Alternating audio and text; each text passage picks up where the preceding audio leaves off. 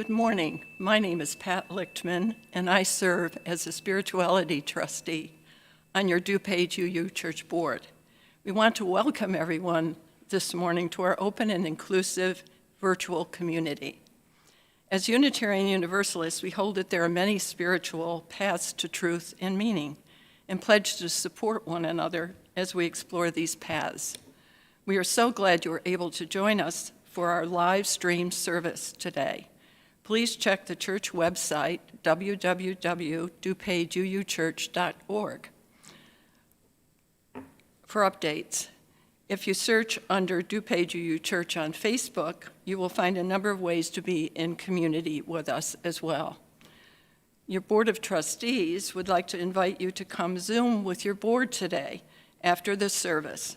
Join your Board of Trustees on Zoom the first Sunday of every month directly after the service at 11:30 for conversation and connection.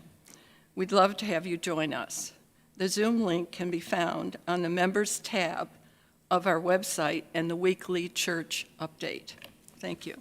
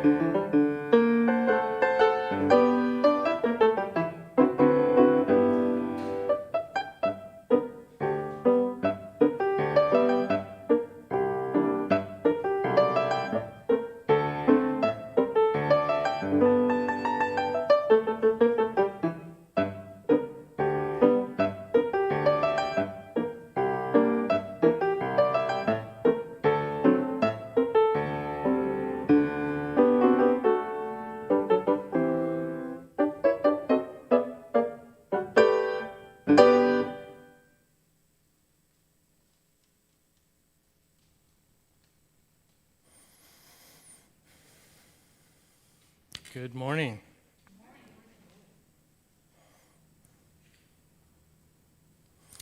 We come to love a church, the traditions, the history, and especially the people associated with it. And through these people, young and old, known and unknown, we reach out, both backward into history and forward into the future, to link together the generations in this imperfect but blessed community of memory and hope.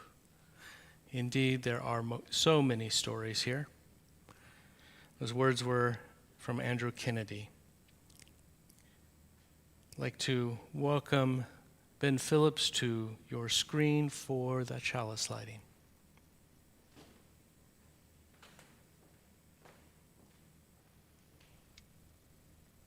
Dr. Seuss wrote the following words: "The more that you read, the more things you will know.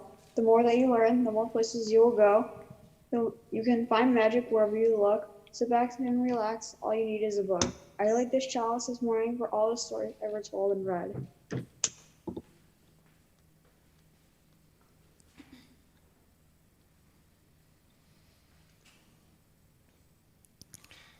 Thank you, Ben. I now invite you to join your voices in song for our opening hymn, which is number 1019 in the Teal hymnal, Everything Possible.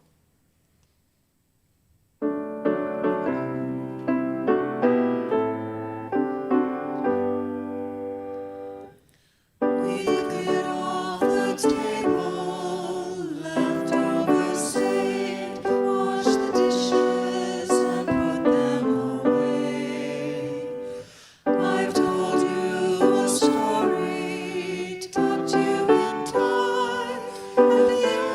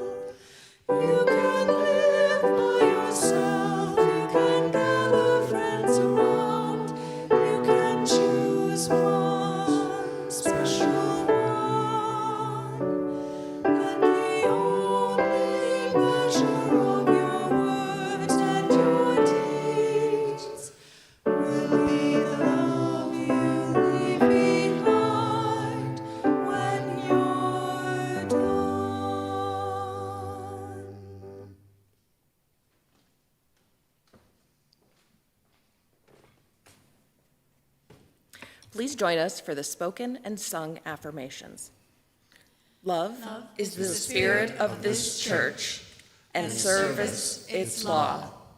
This is our great covenant, to dwell together in peace, to seek the truth in love, and to help one another.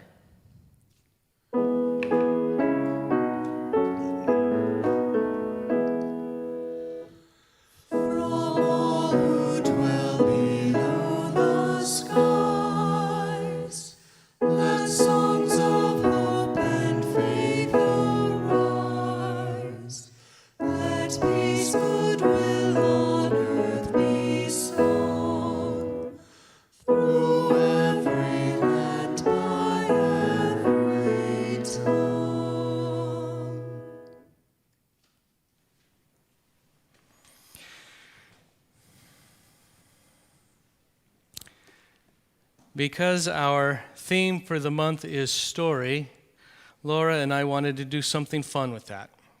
I wish we could do this with all of you at home participating here in the sanctuary. What we're going to do is co-create a story. This isn't a very serious exercise. In fact, it might be a little silly. We have a bunch of prompts that are written on cards. And as the story moves along, we're asking different people here to use the prompts to add on to our story, no matter where that takes us. Are you ready? All right, this is a story about make-believe future. In this story, the pandemic is finally over, and it is safe for people to see each other in person again. So there were two young friends. Their names are Lucy and Ricky. They hadn't seen each other in over a year, so they decided to take a walk in the park.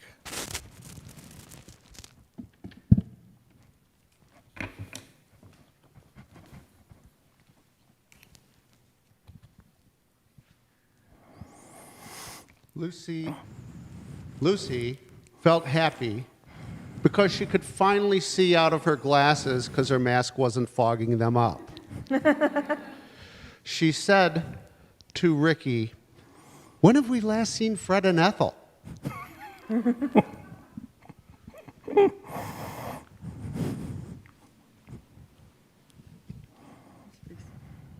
While walking, Ricky saw some flowers and picked a bouquet for Lucy.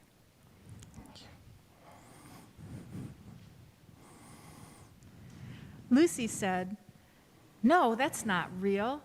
It's actually a handful of butterflies. Aren't they beautiful?"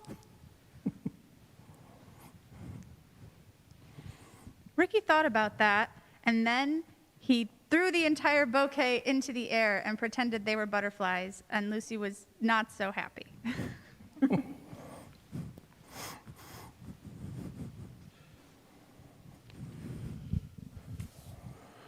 Suddenly, a thunderstorm happened, and the butterflies, weighed down by the rain, all dropped to the ground.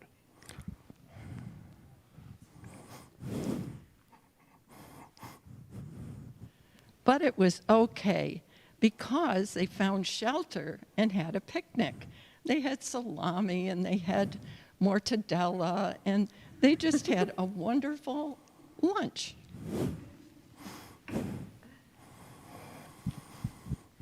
Then Ricky said, "Look, over there.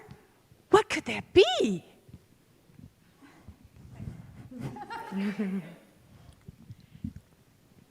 Finally, Lucy and Ricky decided that they didn't want to go home yet, and so they sat by the river and talked. And talked and talked and talked. And they lived happily ever after.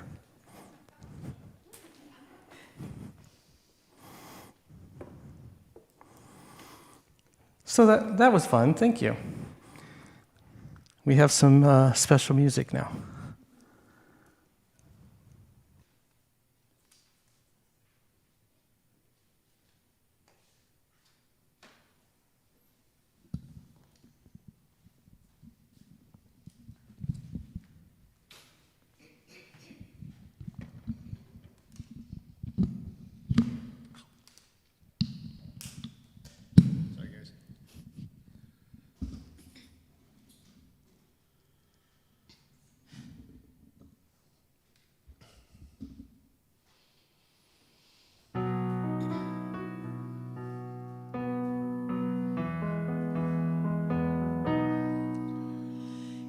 Yesterday a child came out to wander,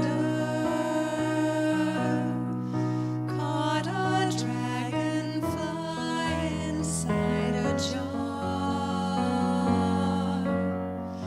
Fearful when the sky was full of thunder,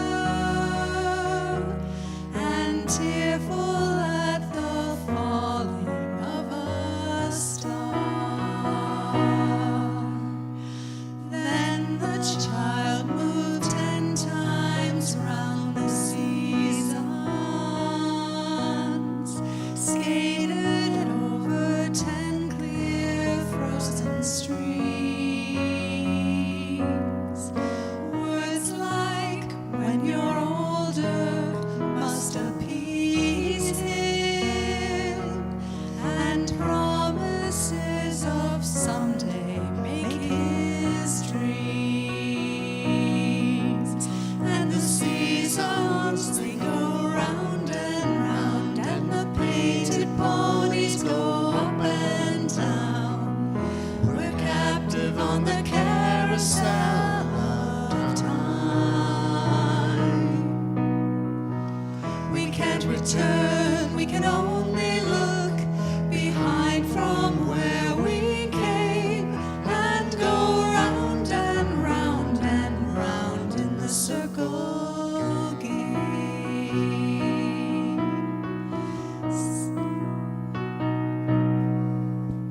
16 springs and 16 summers gone now. Cartwheels turn to car wheels through the town, and they tell him, "Take your time, it won't be long now, till you drag your feet to slow the circles down." So they years spin by, and now the boy is 20. Though his dreams have awesome grandeur coming true, there'll be new dreams, maybe better dreams, and plenty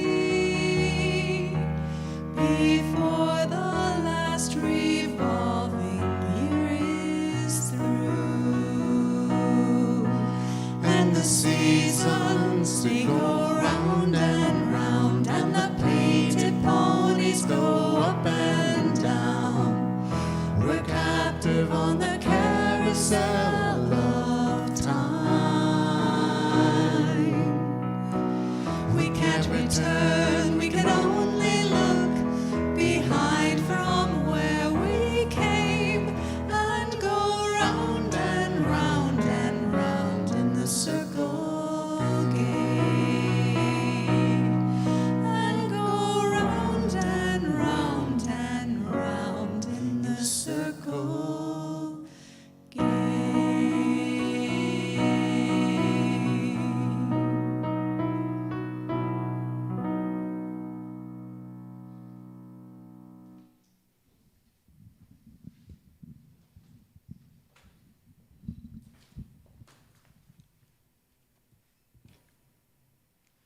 This is the story of John Murray and the winds of change. You never know what way the wind will blow, or which way the wind. I'm going to start over here. I apologize. You never know what the wind will blow in, or in which way the wind blows. The wind can change directions and maybe change your life. It happened to John Murray. As a young man, John Murray had an excellent fortune blow his way. He had a fine education, a steady job, a loving wife, and a young son. Life was good. Then suddenly, everything changed. John Murray's wife and their son became sick and died. John lost his job, lost all his money, and was put in jail because he couldn't pay his bills. John was a very religious man, a Universalist who had even preached about a loving God. Now he was not so sure what he believed. He felt his life was over. Friends urged him to go someplace where he could start again.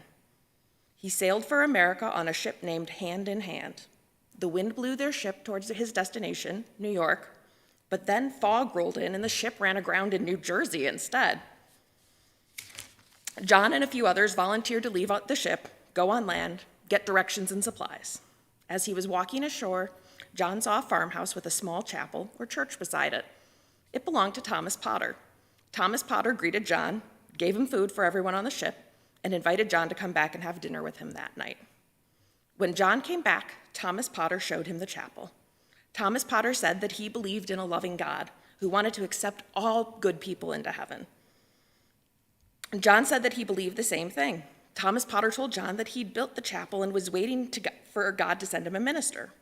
You, John, are that minister. I've waited for you for a long time.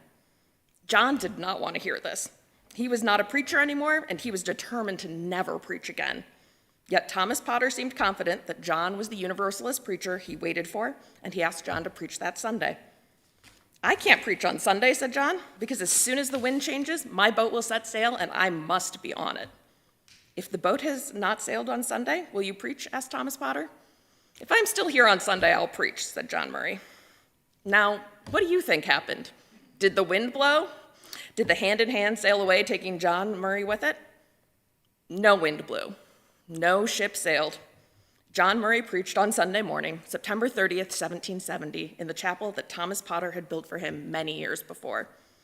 The Universalist message of the power of love was good news to the many that heard it. It was good news for John. The winds of change blew yet again for John Murray. He now wanted to preach more than anything, and he did for many years. He helped found Universalism in America. He's actually one of the ancestors of our faith home, and we as Unitarian Universalists owe a special thanks to Thomas Potter. It was his hospitality that brought John Murray back to the pulpit. We also owe a special thanks to the wind that blew him in and would not blow him back out.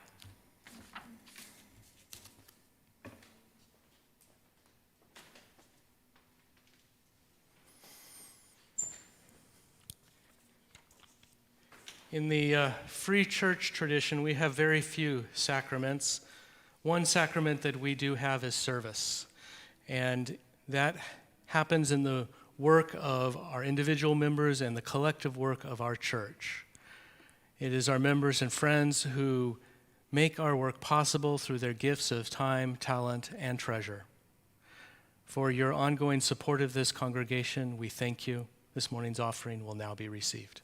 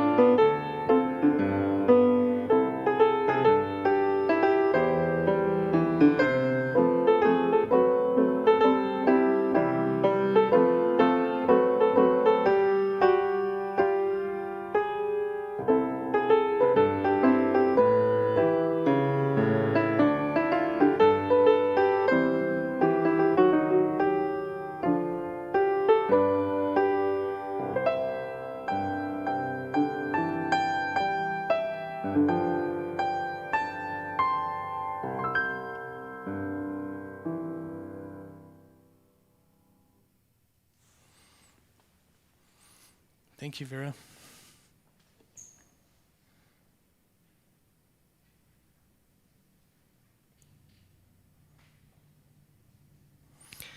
I'm wondering, what is the story you tell about yourself? And what is the story that others tell about you? Are they even similar? These are the questions that have been on my mind as I contemplated our monthly theme of story. I'm mindful that the word story comes with a bit of baggage. So often we think of stories as make-believe, like earlier today when our bouquet of flowers turned into a whole, I don't know what you call a group of butterflies. A flock? I don't know, a flock of butterflies? I don't know. But like our story earlier, that was all make-believe, but not all stories are make-believes. Some people think that stories belong in the lives of small children, but not adults. There was one time at another church, I was bemused to observe a situation on Sunday morning in which the person preaching that day had invited people, young and old, to come up to the front of the church to listen to a story for all ages. No one came up, not even the kids. Because, of course, the kids had gotten this message that stories are for little kids, and these young folk don't want to be thought of as little. They're just too big for stories now. So no one went up to the front of the church to listen to the story, and I think this is sad for a couple of reasons. The purpose of storytelling is to help the human psyche, how we think, how we make sense of the world, and that all the stories contain a kernel of inherent truth that contradicts the idea of make-believe. I think our personal stories define us as individuals. But before we consider our personal stories, let's hear a story about us all. It's a creation story. It's attributed to the people of the Lakota Nation, although some of the language seems more modern to my ears. Nevertheless, here it is. In this story, the Creator gathered all of creation and said, I want to hide something from the humans until they are ready for it. It is the realization that they create their own reality. The eagle said, give it to me, I will take it to the moon. And the Creator said, no, one day they will go there and find it. The salmon said, I will bury it on the bottom of the ocean. No, they will go there too. The buffalo said, I will bury it on the great plains. And the Creator said, they will cut into the skin of the earth and find it even there. And finally, Grandmother Mole, who lives in the breast of Mother Earth and who has no physical eyes but sees with spiritual eyes, she said, put it inside of them. And the Creator said, it is done. This parable, a teaching story, may not be well known, but it has a nice message. Many parables are well known, such as the tortoise and the hare or the prodigal son. I'm considering fantastical stories and life stories in the same homily because I don't think they are really all that different. An old teacher of mine, Stanley Krippner, talked about personal mythology. This is not about fiction or something one might make up for fun. Myth simply means story, but somehow it's also acquired the connotation of being untrue. I'd say that it's that connotation itself that is untrue because myths come with their own inherent truth. A myth is a story people tell to make meaning out of our lives or the world around us. These stories typically arise unconsciously and are truly the gold mines of our own psyches. So a personal myth is your story about you, which arose from the depths of your unconscious mind and becomes something that you might celebrate or that you might despise, but it's very important all the same. Our stories define us as human beings and directly relate to a principle many of us here hold dear. I would say that this process of recognizing and claiming our own stories comes from our search for truth and meaning within our very human existence. If we extend this principle, we find the good news that, like any author, we have the power to rewrite, edit, or add on to our stories in any way that rings true for us. One commonly hears life described as the book of life.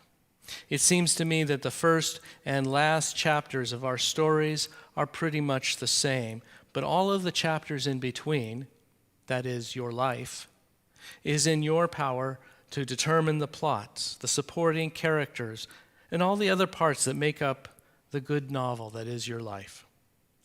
Some have said that we are each the author of our own destinies, and I truly believe that. Here are some questions for everybody. Have you ever sat and contemplated your own story? Or do you float through life, taking things as they come? Or have you consciously sat down and thought out your life and where you want to go with it?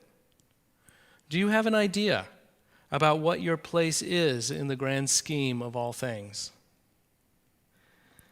These are the big existential questions of humanity. They may seem so big that many of us would rather avoid them. However, I've always believed that one way to lifelong happiness comes from having an understanding about the nature of life and one's own purpose. In other words, knowing one's story, how the story will continue to unfold, and claiming one's own authorship of the story. I once knew this fellow who seemed to be adrift. He did not know what direction to go with his life.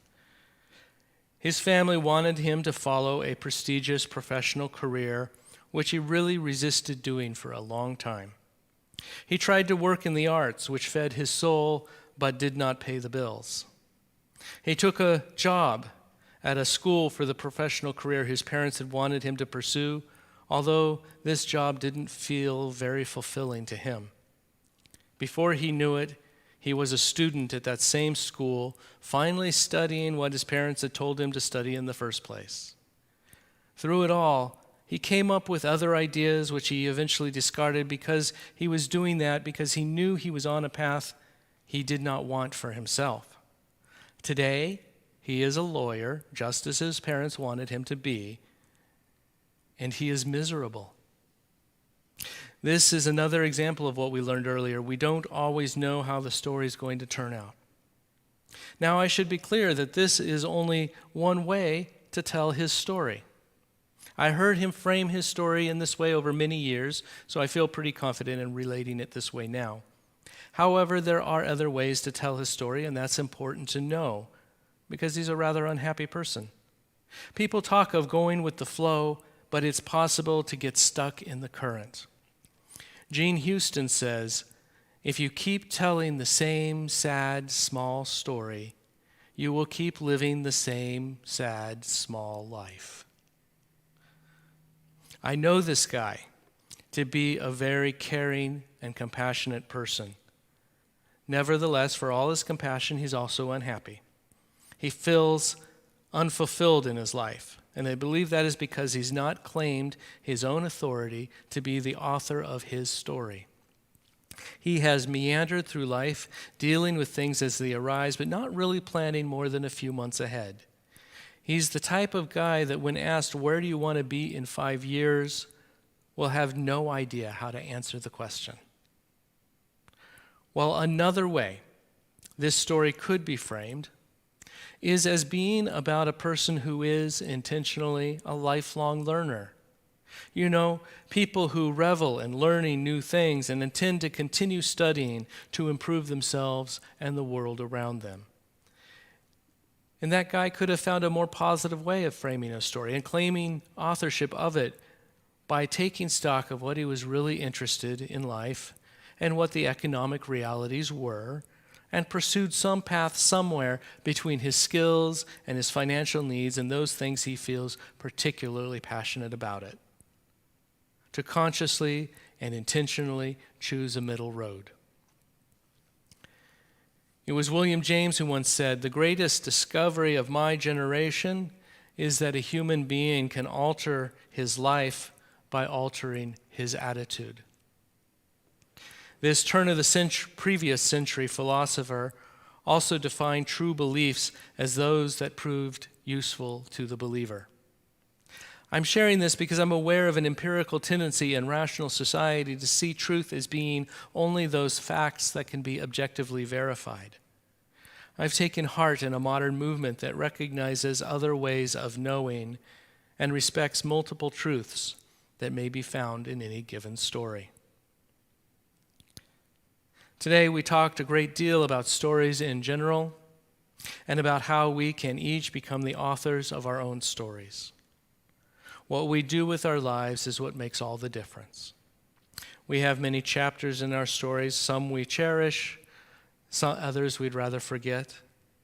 And we may worry about the blank pages of our future days, thinking they are so unknowable.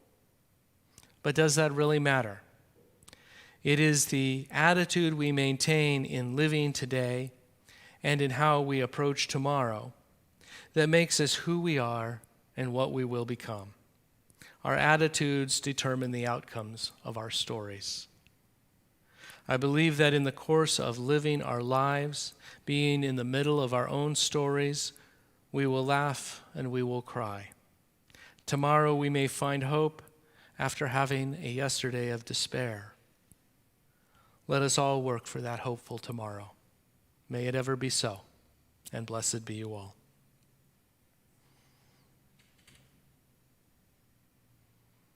Our closing hymn is number 311 in the gray hymnal, "Let It Be a Dance."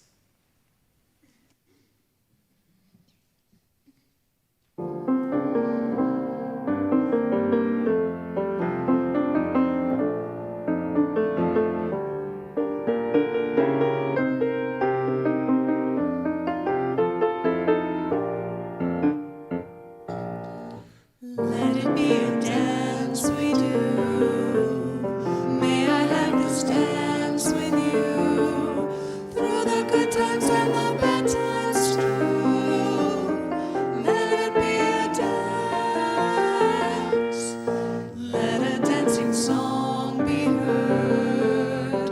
Play the music, say the words, and fill the sky with sailing birds. Let it be a dance. Let it be a dance. Let it be a dance. Learn to follow, learn to lead. Feel the rhythm, feel the need. To reap the harvest, plant the seed. Let it be a dance. Everybody turn and spin. Let your body learn to bend. And like a willow with the wind, let it be a dance. Let it be a dance. Let it be a dance. A child is born, the old must die. A time for joy, a time to cry. Take it as it passes by. Let it be a dance. Morning star comes out at night. Without the dark there is no light. If nothing's wrong, then nothing's right. Let it be a dance.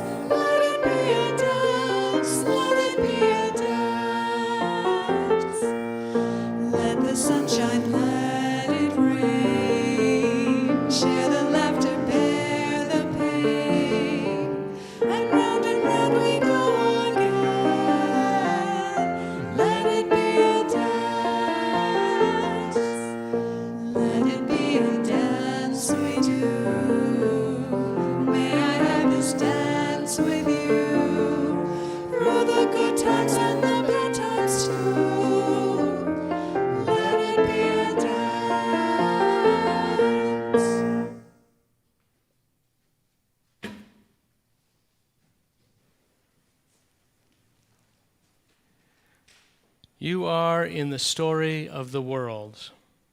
You are the world coming to know itself. May you trust that all you will ever say or do belongs in the story of the world.